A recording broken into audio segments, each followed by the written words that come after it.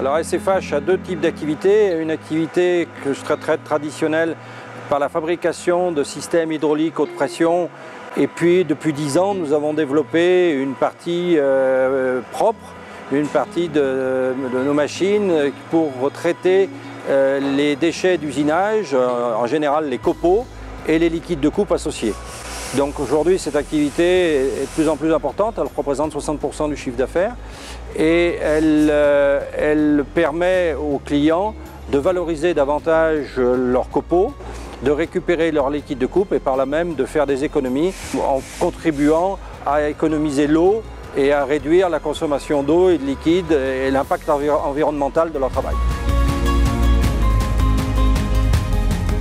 La conception, c'est notre marque de fabrique et c'est une équipe forte dans la société puisque le bureau d'études est constitué de 8 dessinateurs et de 2 personnes, 2 ingénieurs au service méthode. Donc la partie études est une grosse partie de l'équipe SFH puisque au total nous sommes 47 personnes, donc la partie conception est un pôle important. Notre métier se développe, le côté environnemental correspond à une prise de conscience qui a lieu en France et en Europe de plus en plus. Je pense que c'est quelque chose qui vient en France. On a développé pour ça une gamme de petites machines dédiées aux industries de la mécanique pour pouvoir correspondre aux centres d'usinage automatisés et aux centres d'usinage avec des petits compacteuses qui sont dédiés à la machine.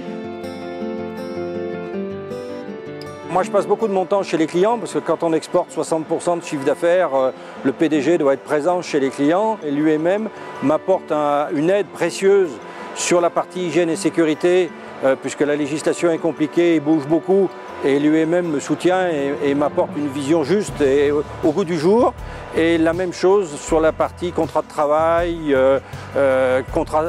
tout ce qui est social, j'allais dire, où là aussi on a besoin d'un support réglementaire à jour et l'UMM est notre support historique dans ce domaine.